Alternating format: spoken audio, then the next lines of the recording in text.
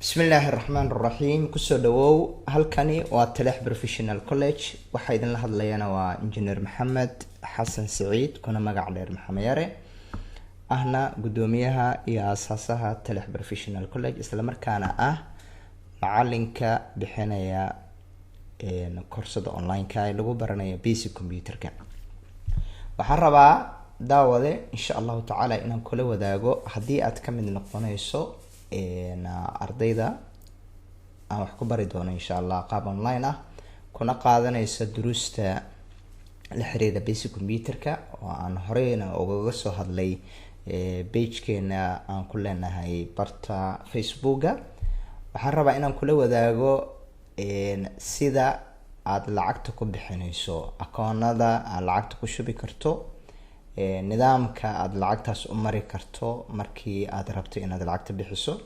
lacagahana waxaa loo bixin doonaa bil ma ahan hal mar waxa la bixinayo. koorsooyinka waxay u dhamaanayaan hal koorsada koowaad oo kale waxaa la bilaabayaa programka loo yaqaano Windows ama operating systemka marka lacagtiisa aad bixiso insha allah oo casharada ay dhamaadaan, dan waxaa ku bilaabanaysaa next payment oo ayadana noqonaysa programka wordka lacagtiisa isagana marka aad bixiso kadibna waxaa ku bilaaban doontaa programka loo yaqaano excelka lacagtiisa marka isagana bixiso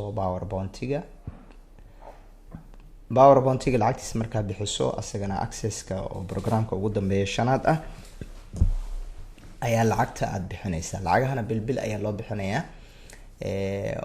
waxa bishii aad bixinaysana waa lacag $10 ah kaliya ayaa bixinay, marka laga reebo bisha koowaad oo qofka markuu isdiiwaangelinaya laga rabo $5 oo isdiiwaangelina iyo $10 oo lacagta bisha ah. lacagta si aad u bixiso waxaan rabaa inaan kula wadaago akoonada markaa lacagaha kusoo shubi karto. tusaale ahaan haddii aad isticmaalayso adeega loo yaqaano eBS merchant-ga ama eBS aad isticmaalayso adeegaas qofka isticmaalayo wuxuu noogu soo diri karaa lacagta merchant ID-ga shaashada kaaga muuqda oo numberkiisu yahay 741881. qaabka lacagta aad usoo direysana mar walba waxaa raaci doontaa tilmaamaha eBS shirkadaas ay bixiso waa qofka isticmaalayo. marka haddii aad adeegaas eBS aadan haysan oo lacala ay dhacdo inaad isticmaasho adeega loo yaqaano idahab asana waxaad noogu soo diri kartaa akoonka kaaga muuqda ama merchant ID-ga kaaga muuqda shaashadan uu yahay numberkiisu 82660. qaabka lacag dirista oo idahabka asagana waxa waaye waa sida hadda shaashada kaaga muuqata, qaabkaas aad kusoo diraysaa.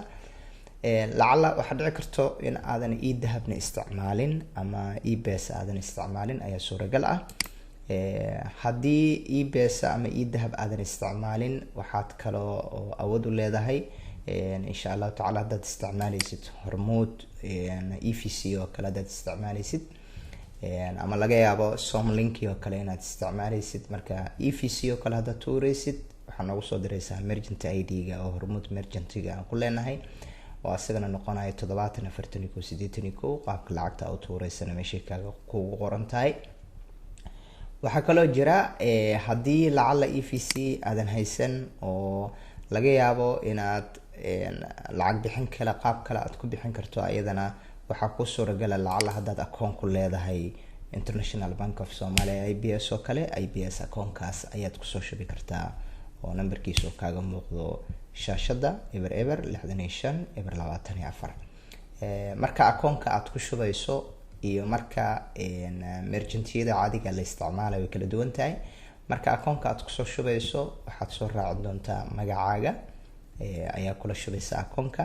laakiin marka uu yahay inaad isticmaalayso merchant inaad isticmaalayso ama idahab isticmaalayso, usually meel lacag oo magaca la geliyo ma soo muuqanayso. laakiin qaabka mar walba haddii aad akoon ku shubto iyo haddii aad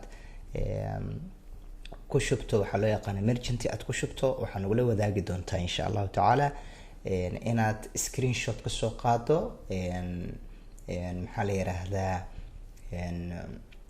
fariinta kusoo dhacaysa ama bangi hadaad ku shubto kale warqada deposit slipka ayaa screenshot ka qaadaysa oo noo soo diraysa insha allahu tacaala. meeshaas ayaan ka tixraacaynaa, ama haddii aadan ka gaarin waxaad samayn kartaa in insha allahu tacaala aada noo soo marsiiso group. waxaan sameynaynaa whatsapp ah. groupka whatsappka ayaad noogu soo sheegi kartaa inaad lacagtii adiga aada soo dirtay, adigoo si gaara nogala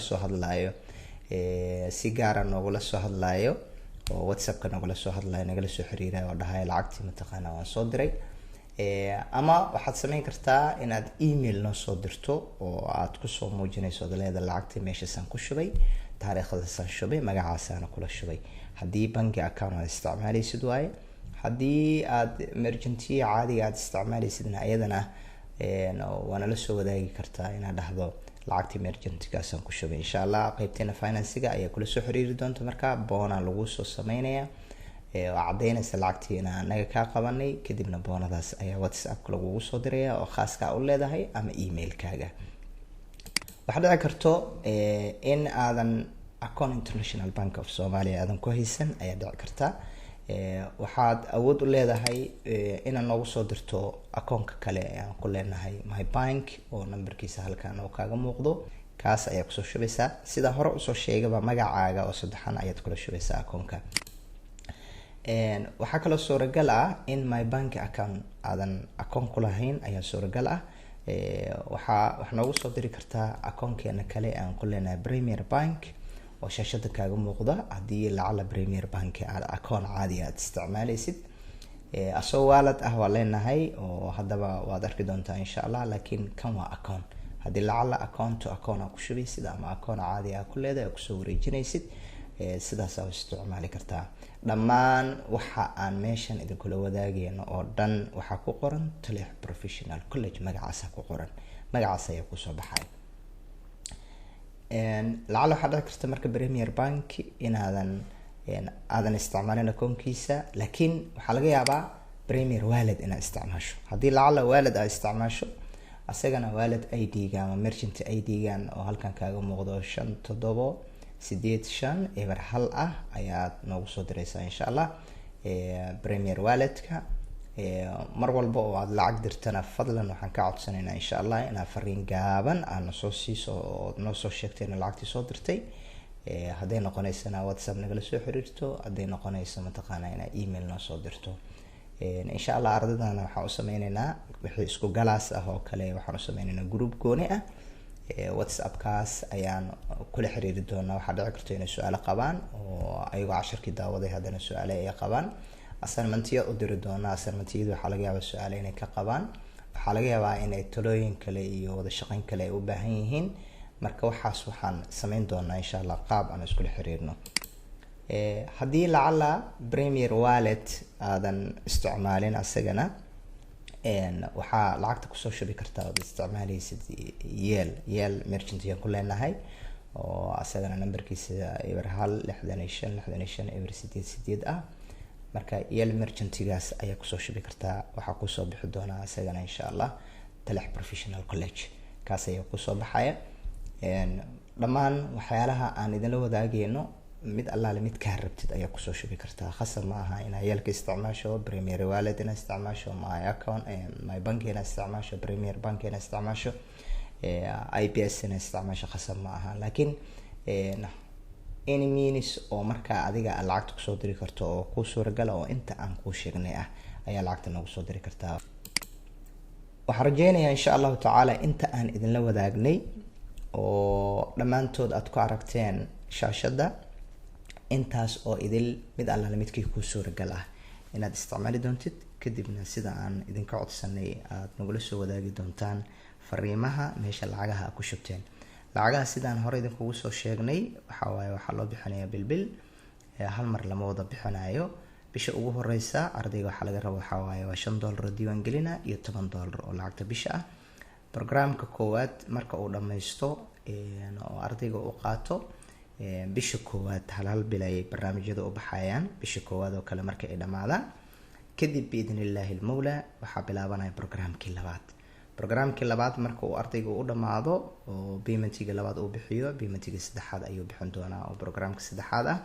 programka saddexaad marka uu u dhamaadana insha allah paymentiga afraad ayuu bixinayaa.